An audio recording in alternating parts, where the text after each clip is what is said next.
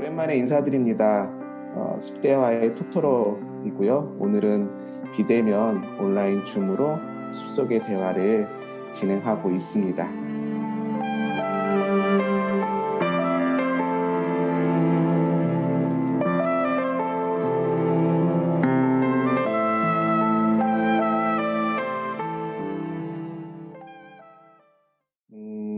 오늘 이렇게 많은 분들이 함께하지는 않으셨지만 굉장히 오랜만에 봐서 그런지 굉장히 반가워요. 반갑고 굉장히 또 떨리고 그러는데요.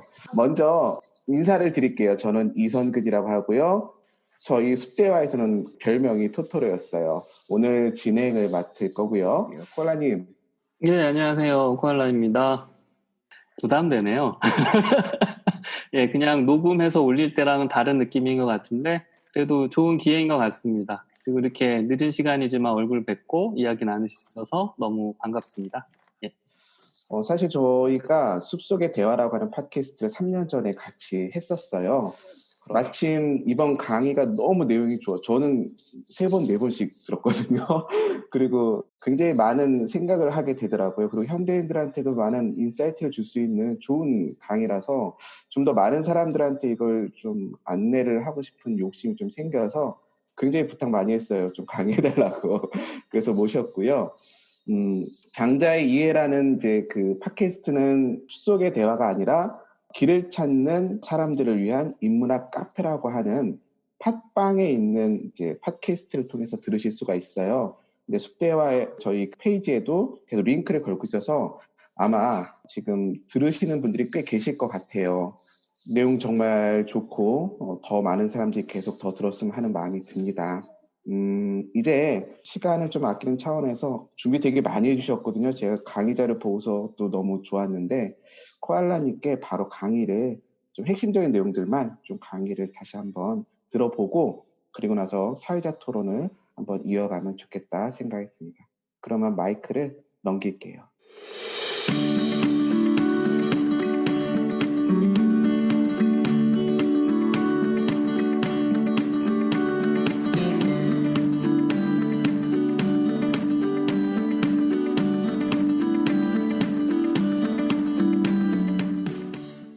예, 그러면은 제가 준비한 PPT 자료 보시면서 함께 강의를 짤막하지만 먼저 하고 이야기 나누는 거도록 하죠. 먼저 저는 이제 장자를 해체주의적 관점에서 이렇게 보고 있기 때문에 그 시각에서 장자의 이해를 한번 쭉 살펴봤고 그 관점에서 장자 읽기를 이제 시작해 나가려고 하는데요. 먼저 장자의 해체적인 물음 관점이 뭔지를 조금 설명을 드려야 될 것 같아요. 그래서 첫 번째는 이제 그림자의 물음이라는 주제인데요. 어떤 작가님의 이런 조형물이 있더라고요. 그림자의 그림자라는 조형물인데 오늘 주제랑 아주 잘 맞는 것 같아요. 그림자의 그림자가 이제 망량이라는 거예요. 이 그림자의 그림자가 그림자와 나눈 이야기인데요. 장자 재물론편 이제 7장에 보면 나오는 얘기거든요. 내용은 이래요. 그림자의 그림자가 그림자에게 말했다. 접대는 걸어가더니 이제는 멈춰서고 접대는 앉아있더니 이제는 일어서고 어찌 그렇게 줏대가 없는가. 그림자가 말했다. 내가 기대는 것이 있어서 그럴까? 내가 기대는 것도 역시 기대는 것이 있어서 그럴까? 내가 뱀의 비닐이나 매미의 날개같이 기대어 있는 것일까? 그런 까닭을 어찌 알며 그렇지 않은 까닭을 어찌 알겠는가? 그림자의 그림자는 보통 이제 몸체가 있으면 그림자가 생기는데 그 그림자 그 가장자리에 그림자에서 이렇게 나붓기듯이 이렇게 퍼지는 옅은 그림자를 얘기해요. 그러니까 그림자들끼리 얘기를 나누는 건데요. 저는 이 그림자 이야기, 망량이라고 하는 이제 그림자의 그림자 이야기 속에 이제 기대어 있음이라고 하는 이제 의존성 개념이 담겨 있다라고 보아요. 무엇이 문제인가? 바로 그림자의 그림자 같은 게 바로 나라고 하는 자아라는 거예요. 나는 어떤 실체, 본체, 주인이거나 그런 존재가 아니라 그림자의 그림자처럼 일렁이는 그런 손님 같은 타자 같은 객체라는 거예요. 그런데 이 객체는 다른 것에 기대고 있는 의존적인 존재죠. 그러면 우리가 흔히 말하는 나의 자발성, 나의 주체성은 어디서 찾을 수 있을까? 과연 나라고 하는 자아의 자발성과 주체성을 우리가 확인할 수 있는 건가라고 묻게 되는 거죠. 왜냐하면 우리는 기대어 있는 존재고 의존적 존재니까요. 근데 그 기대어 있음 의존성이라고 하는 것도 다른 타자와 대칭적 균형적으로 상호 의존하는 그런 의존성이 아니라 비대칭적이고 불균형적인 타자 의존성으로서의 기대어 있음이라는 얘기입니다. 그래서 앞서 이야기처럼 왜 그것이 그렇게 일렁이는지, 왜 앉았다 일어서고 왜 그 우발적 사태가 벌어지는지 우리는 까닭 모를 삶으로 내던져진 그림자처럼 흔들리는, 기대어 흔들리는 삶을 사는 자아라는 그런 물음이 이 이야기 속에 나옵니다. 두 번째 이제 장자의 해체적 물음은 이제 여러분들 잘 아시는 그 호전몽, 나비가 되는 꿈 이야기인데요. 이 그림은 8세기에 일본의 어떤 화가가 그린 호전몽을 주제로 한 그림이에요. 장자가 앉아있고 조는 거죠. 잠자는 건데 나비처럼 날아가는 나비 한 마리가 있어서 꿈을 꾸는 건데요. 장자 제물론편 마지막 장에 보면은 이 이야기가 나와요. 내용은 이래요. 옛날에 장주가 나비가 되는 꿈을 꾸었는데 헐헐 날아다니는 나비였다. 스스로 기뻐하며 다니기를 뜻대로 하니 장주임을 알지 못했다. 화들짝 깨어보니 황망하게도 장주였다. 장주가 꿈에 나비로 된 것인지 나비가 꿈에 장주로 된 것인지 알지 못했다. 장주와 나비는 반드시 구분이 있으니 이를 일러 물화라 한다. 꿈속에서 나비가 됐는데 뭐 헐헐 잘 날아다녔는데 깨보니까 다시 장주였죠. 그래서 꿈속에 나비가 된 그 장주 또는 역으로 나비가 꿈의 장주가 된 건지 알지 못하는데 거기에는 그래도 장주와 나비 사이에 구분이 있다라고 하고 그거를 물화라 했는데 이 물화라는 개념이 사실은 장자에게서 굉장히 재미난 개념입니다. 저는 이거를 이제 장자의 해체적 물음으로 이제 타자성에 대한 낯설음의 경험이라고 이렇게 좀 생각을 해봤는데요. 앞서 망냥, 그림자의 그림자 이야기에도 나오지만 나라고 하는 존재는 누구냐라는 걸 묻는 거예요. 꿈을 꾸는 것 같은 나. 근데 꿈속의 나가 나인지 아니면 꿈에서 깬 나가 나인지 뭔가 꿈 같은 현실과 가상, 꿈과 현실의 사이에서 낯선 또 다른 나를 경험하는 게 우리의 삶이라는 거죠. 근데 여기서 그러면 어느 것이 진정한 참 자아, 나이지? 또는 나는 어떠한 자아로 되어야 하지라고 하는 근거를 찾는다거나 목적을 찾는 그것이 도대체 어떤 의미냐라고 묻는 거예요. 장자의 해체적 물음은 나라고 하는 존재의 무근거성, 또 우리 자아의 무목적성에 대해서 이야기를 하고 있습니다. 흔히 이러한 이제 가상과 현실의 자아를 이야기할 때 어느 한쪽이 본래적인 참 자아이고 어느 한쪽은 비본래적인 거짓 자아이다 이렇게 얘기를 해요. 내면에 있는 내면적 자아는 본래적 자아이고 사회적인 현실에서 규정된 사회적 자아는 비본래적 자아이다. 그러나 장자는 어느 게 참 나지? 라고 묻는 거예요.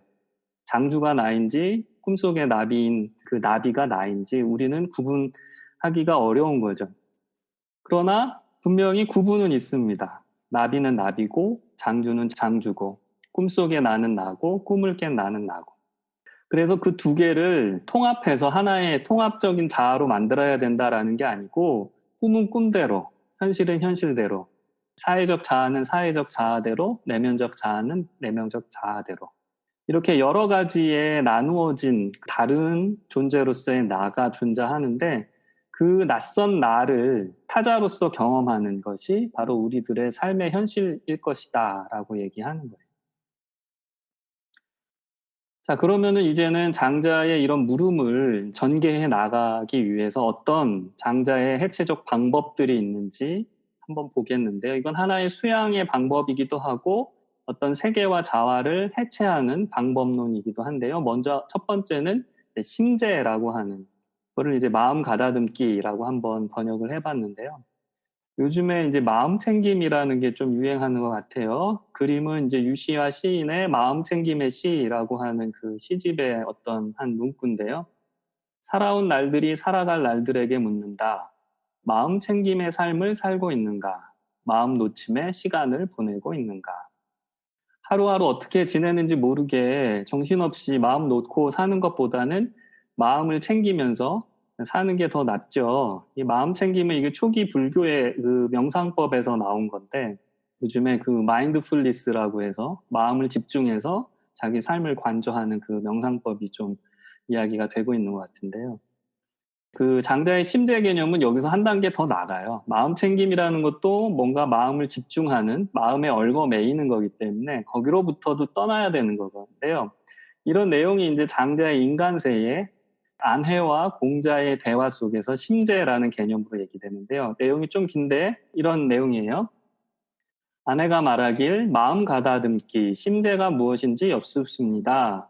공자가 말하길 너는 뜻을 하나로 하여 귀로 듣지 말고 마음으로 들으며 마음으로 듣지 말고 귀로 들어라. 들음은 귀에서 그치고 마음은 담음에서 그친다. 기라는 것은 비어서 타자를 환대, 대물하는 것이니 오직 도는 비움에 모인다. 비움이라는 것이 마음 가다듬기, 심재이다. 아내가 말하길 제가 처음에 마음을 가다듬지 못했을 때는 나라는 자아가 실제했으나 마음을 가다듬게 되니 나라고 하는 것이 처음부터 있지 않았습니다. 이것을 일러 비움이라 할 수 있겠습니까? 공자가 말하길 다다랐구나. 내가 말해주겠다. 만약 그 울타리로 들어가 논의는데 그 명성에 감응하지 않는다면 들어가서는 공명을 일으키고 들어가지 않으면 그쳐라. 문도 없고 독도 없으니 하나로 머물러 어쩔 수 없이 함에 맡긴다면 거의 가까운 것이다. 이 해체적 방법 심재, 이 마음 가다듬기의 핵심은 바로 비움인데요. 흔히 이제 이 심재 마음 가다듬기 이 재라고 하는 게 제사 때 몸을 가지런히 하는 몸가짐을 바르게 하는 것에서 그 의미가 나와요. 근데 장자는 그 앞에다 심자를 붙여서 마음을 가지런히 하는 것을 얘기하는데요. 그런데 여기서는 이제 마음가짐, 마음으로 이제 듣는 거는 또 한 단계 넘어서야 돼요. 그게 이제 마음 챙김, 마음가짐이라고 할 수 있을 텐데 거기서 한 단계 더 나간 거는 바로 마음 비움이에요.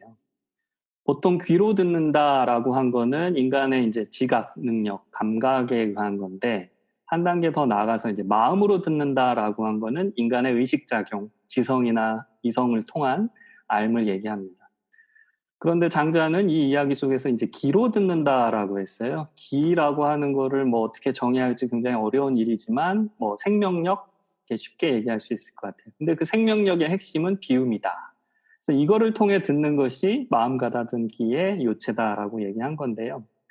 근데 아내의 말이 자기가 마음을 가다듬고 심재를 이룬 다음에 보니까 나라고 할 실체가 없음을 알았다라고 했습니다. 안과 밖의 경계도 없고 그래서 해함받지도 않는 경지를 얘기했는데요. 그래서 마음을 비우고 나니까 부득이 어쩔 수 없이 하는 거, 하는 수 없이 마지못해 하는 그런 부득이에 맡기게 되더라라고 얘기를 하고 있습니다. 굉장히 많은 이야기를 파생적으로 할 수 있는 얘기지만 제 해체적 방법으로 넘어가야 되겠는데요.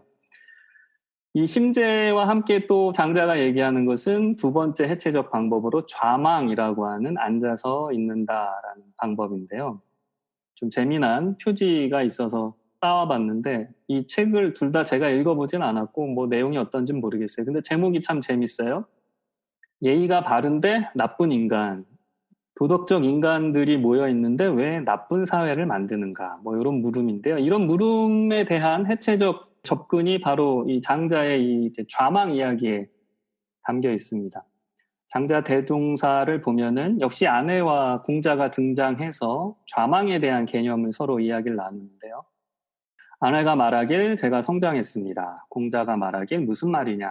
아내가 말하길 제가 예약을 잊었습니다. 공자가 말하길 좋지만 아직 아니다.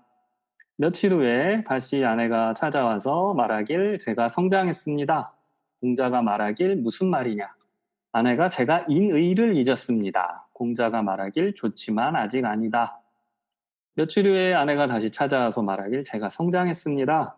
공자가 말하길 무슨 말이냐. 아내가 말하길 제가 좌망하였습니다. 공자가 말하길 좌망이 무엇이더냐. 아내가 말하길 지체를 무너뜨리고 총명을 벗어나서 형체를 떠나고 지식을 버려서 크게 통함으로 하나 되는 것, 이를 일러 좌망이라고 합니다. 공자가 말하길 하나 되니 좋아하는 것도 없고 변화하니 고정된 것도 없다. 내가 과연 지혜롭구나. 나도 너로 뒤를 따르기를 청한다. 이렇게 얘기가 나옵니다.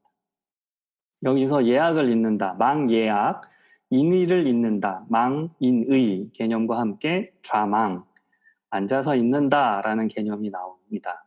이 이즘이라고 하는 것은 무너뜨리고 무언가를 타파하고 실체적인 사유를, 그리고 어떤 지식의 체계로부터 벗어나는 것을 얘기하는데요. 개념적으로는 앉아서 있는다 또는 이즘에 앉아있기라는 명상법의 어떤 수양론 같아요. 그런데 이거는 장자의 하나의 도구입니다. 해체적 도구로서의 방법론이에요. 그래서 예악이라고 하는 거는 당시 유교적 질서, 공자가 말한 유교적 질서 사회에서는 구별짓기의 사회문화적 질서이고요. 인의라고 하는 거는 어짐과 뭐 올바름 좋은 것 같지만 나와 너를 가르는 분리주의적인 도덕규범이거든요. 이거를 무너뜨리고 그로부터 벗어난다, 있는다라고 하는 해체 개념이 드러납니다. 그래서 타지체, 지체를 이제 무너뜨린다, 타파한다라고 했고, 그 다음에 출총명, 총명이라고 하는 거는 인간의 의식 관념을 얘기하는데 거기로부터 벗어난다라고 했습니다. 그리고 이형거지라고 해서 형식 또는 지식의 체계로부터 떠나라 이렇게 얘기를 하고 있는 거예요. 그래야 크게 통하여 하나 된다. 동어 대통이라고 하는 하나됨의 차원으로 나아가는데, 여기 하나됨은 무언가 경계를 짓고 우리 안쪽에 같은 것들이 모여드는 단일성을 얘기하는 하나가 아니라 다른 여러 가지 차이들을 포괄하여서 함께하는 그런 하나됨을 의미한다라고 보시면 좋겠습니다. 그런데 그런 차이를 함께하는 여럿들이 모여있는 하나라는 걸로 가기 위해서는 있는다라고 하는 해체의 방법이 필요한 거죠. 자, 이제 다음으로는 이제 장자의 그러면 해체적 윤리는 어떻게 이야기될 수 있는가를 살펴보겠는데요. 용심약경이라고 하는 거울처럼 마음쓰기라는 개념이 나와요. 여기 재미난 사진이 하나 인터넷에 있길래 제가 따왔는데, 고양이가 거울을 들여다보는데 거울 속에는 예, 멋진 숫사자가 보이죠. 예, 자기 자신을 이렇게 과대망상으로 보기도 하고 거울이라는 게 자기 마음의 거울이죠. 또는 자기를 오히려 또 비하할 수도 있죠. 오즈의 마법사 보면은 겁쟁이 사자가 있잖아요. 외모는 사자인데 자기 자신을 비춰보는 거울에 자기를 이런 새끼 고양이로 볼지도 모르겠어요. 바로 그런 게 이제 장자 응제왕 이제 마지막 장의 용심약경 이야기에서 나오는데요. 내용은 이렇습니다. 이름에 매달리는 자가 되지 말며 모략을 담는 자가 되지 말며 이를 맞는 자가 되지 말며 지식을 주관하는 자가 되지 말며 몸은 끝없이 다하여 조짐없이 논일며 하늘에서 받은 바를 다하여 보고 아는 것이 없으니 또한 비울 뿐이다. 다다른 사람, 지인의 마음씀은 마치 거울 같아서 막지도 않고 맞이하지도 않으며 응하되 감추지 않으니 그러므로 능히 타자를 이겨내고 상하지 않을 수 있다라는 얘기입니다. 자, 해체적 윤리, 윤리적 삶의 장자의 도식은 뭐냐? 바로 거울처럼 마음씀에 있어요. 용심약경, 마음을 쓰는데 약경, 거울처럼 마음을 써라 이러고 얘기입니다. 그 앞 단락에서 이름에 매달리지도 않고 그 모략을 꾀하지도 않는다라고 했어요. 그러니까 이를 맞지도 않고 또 이를 주관하려고 하는 어떤 욕심을 부리지 않는다라는 거예요. 그걸 이제 무의라고 했는데, 그러니까 어떤 그런 욕심 없이, 의욕 없이, 하고자 함 없이 그저 할 뿐이다라는 개념이에요. 그 개념이 바로 이제 용심약경, 거울처럼 마음쓰기로 나아가게 하는데요. 그러할 때에 나의 모험을 다하여서 논일 뿐인데 그거는 하늘로부터 받은 바를 다 한다라고 했습니다. 하늘로부터 받은 바는 무슨 천명이나 사명, 운명이 아니라 바로 앞에 말한 기라고 하는 허심의 핵심, 생명력이라고 할 수 있어요. 그거를 다하여 논일 뿐이다. 그렇기 때문에 견득이라고 하는 보고하는 그 차원을 넘어서서 비움의 경지로 나아갈 수 있고, 거기서 드러나는 것이 바로 거울처럼 마음 쓰는 해체적 윤리의 도식입니다. 그거는 타자가 다가와도 뭐 저는 나와 다르니까 같이 하지 않을래라고 막아서지도 않고요. 그렇다고 일부러 또 찾아가서 맞이하려 하지도 않아요. 근데 타자가 나타나면 응해요. 어디 뒤로 숨지 않고 그것을 감추지 않아요. 그러할 때 그 타자와 함께 여기 이겨낼 승이라고 했는데 견뎌낸다라는 의미로 보시면 돼요. 타자를 견뎌내면서 상함이 없게 할 수 있다. 그게 바로 거울처럼 마음 씁니다라고 얘기할 수 있습니다.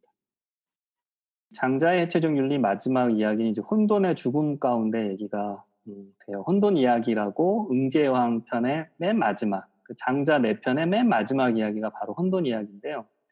어디 트위터에 보니까 이런 재미난 그림을 이름 모를 분이 그려놨는데 이제 카오스를 그린다고 그렸는데 예쁘게 그렸죠? 신비롭게.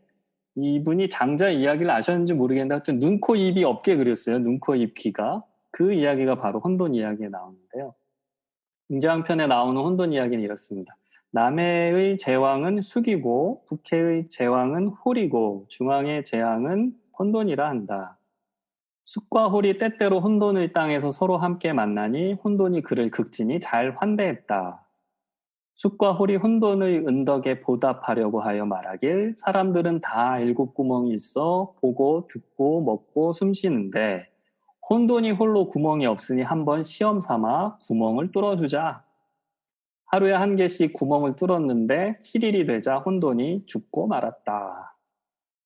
이게 뭐 어떤 역사적 근거가 있는 얘기가 아니고 우화적인 이야기인데요.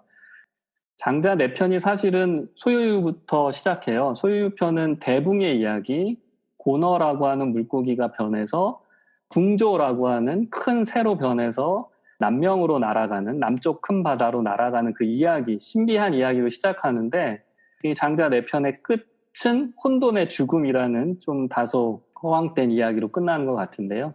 이 이야기에는 굉장히 큰 함축이 담겨 있는데 바로 장자의 해체적 윤리의 핵심이 뭐냐? 그 환대다. 맞아들이는 베품의 환대가 바로 이 혼돈 이야기 속에 담겨 있고 그것에 좀 비극적인 결말로 끝나는 얘기로 돼 있어서 우리의 주의를 환기시킵니다. 환대라는 거는 받들어 모심이에요. 맞아들여 모심이고 거저주는 베품은 보통 이제 이게 다 자크데리다의 개념인데요. 선물 개념, 베품의 개념인데요. 그 혼돈이 숙과 호를 만나서 접대를 잘 한 거거든요. 그거는 사실은 무조건적인 환대예요. 어떤 보답을 바라지 않는 환대. 근데 어떤 대가를 바라는 거는 무조건적 환대가 아니잖아요.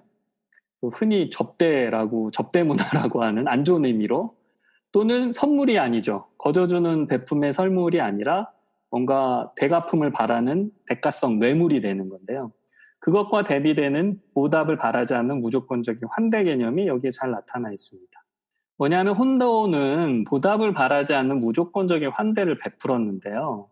보답, 되갚음을 바라지 않는 거저줌의 베품이었어요. 근데 숙과 홀은 그 혼돈의 그 베풀음에 대해서 뭔가 보답을 하자라고 해서 선별적 환대, 주고받음의 베품을 한 게 뭐냐면은 7개의 구멍을 뚫었다라고 하는 겁니다. 분별적 인식, 분리 구별을 하기 위한 인식, 지각 능력의 어떤 틀과 관점을 구축하고자 했다라는 거예요.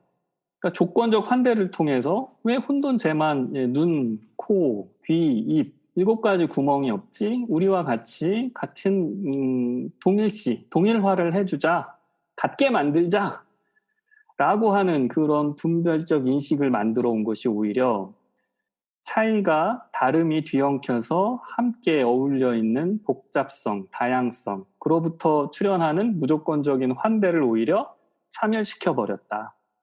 죽게 만들었다라고 하는 이야기입니다. 네, 그래서 이제 좀 정리를 해봐야 될 것 같은데요.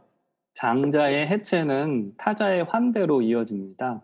오늘 좀 한 얘기를 정리하면 먼저 장자의 해체적 물음은 망냥이라고 하는 그림자의 그림자 이야기 또는 호전몽이라고 하는 나비의 꿈 이야기에서 나타나는데 나는 그림자 헛개비 같은 존재라는 거예요. 꿈을 꾸는 것 같은 낯선, 다른 타자로서의 나를 경험하는 이 타자성, 낯설의 개념이 하나의 물음으로 등장하고요. 그래서 이것이 전개되는 해체적 방법론으로서 심재라고 하는 마음가짐과 좌망이라고 하는 이즘, 있는다라고 하는 것이 드러나는데요. 몸의 경험이나 또는 지성의 작용으로서의 마음씀을 넘어서는 비움의 차원이 필요한데 그것은 망예학과 망인의와 같은 분별적이고 실체론적인 사유구범을 잇는 비움으로서의 해체를 통해서 다다라집니다. 그거를 통해서 산출되는 해체적 윤리를 장자는 용심약경의 거울처럼 마음씀 또는 혼돈 이야기에서의 받들어 모시는 환대에서 얘기가 되는데요. 우리는 그저 할 일 없이 논일며 거울처럼 타자를 비출 뿐이고 또 보답을 기대하지 않는 거저 베풀므로 타자를 환대할 뿐이다라고 하는 이 환대의 베풀음의 개념이 장자의 해체적 윤리로 나오게 됩니다.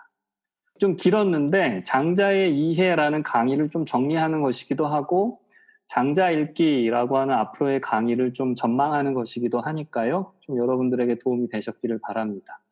그래서 한마디로 정리하면 장자의 해체적 삶을 표현하는 말이 바로 빈탕한데 맞춰놀이라고 하는 건데요. 이 말은 다성 유영모 선생님의 말이고요. 빈탕한데라고 하는 건 없이 계신 하나님을 얘기하고 거기에 맞추어서 노는 삶을 얘기하고 있습니다. 맞추어라는 개념을 좀 맞이해라고 하는 맞아. 그래서 빈탕한데 맞아 놀이라고 하면 장제의 개념하고 아주 일치하게 돼요. 논인다라고 하는 거 그냥 좀 쉽게 설명하면 여러분들 그 죽은 시인의 사회라는 영화를 보셨는지 모르겠는데 거기서 키핑 선생님이 얘기하는 카르페 디엠 오늘 이 현실을 붙잡아라. 오늘을 즐겨라 라는 너의 삶을 그래서 유별나게 독특한 것으로 만들어라 라고 하는 그 개념에서 잘 드러날 거예요. 베품이라고 하는 개념은 사실은 예수님이 얘기해 주신 선한 사마리아인의 비유 속에 잘 나타나는데 지금 여기 제가 띄운 그림은 고흐가 그린 선한 사마리아인의 비유에 대한 그림이에요. 강도 만난 자를 이제 껴안아서 자기의 말에 태우는 그 장면인데 자, 이 두 개가 장자의 이야기 속에 다 들어있는 거예요. 근데 이 두 개를 연결하는 게 사실 쉽지 않죠. 논의는 삶하고 베푸는 삶하고. 놀고 싶은데 베풀어야 돼. 이게 어떻게 연결될까? 그게 바로 이제 빈탕한데 맞춰 놀이라고 하는 다성 유영무 선생님의 개념 속에 등장하는 이 빈탕함이라고 하는 비움에 의해서 잘 연결될 수 있습니다. 이것을 연결하는 그 해체론이 바로 장자의 논의 속에 잘 드러나요. 그래서 빈탕함 가운데 타자를 맞아들여서 논일 수 있는 그 관계 맺기의 방식이 장자의 해체적 삶으로서 오늘 우리에게 전해지고 있고요. 그거를 제가 이제 강의 속에서 이제 좀 표현을 하려고 하는데 오늘 이제 보셔서 알겠지만은 그 한 단락 그 이야기가 굉장히 많은 이야기를 함축하고 있어요. 오늘 지금 6개나 얘기 드렸어요. 짧은 시간에. 그래서 채 못한 얘기가 많은데 장자 읽기 강의를 통해서는 거의 한 장이 1시간 강의가 되더라고요. 제가 처음에는 소유편 하나를 다 1시간에 강의하려고 그랬는데 도저히 안 되고 오늘은 이게 진짜 서머리식으로 한 거고 한 단락의 그 이야기를 통해서 무수한 얘기들을 이렇게 산출해내고 그렇게 강의를 하고 있습니다. 예. 그래서 오늘 이 장자에게 부탁하신 강의를 이렇게 해서 마무리를 하겠습니다. 감사합니다. 감사합니다. 와.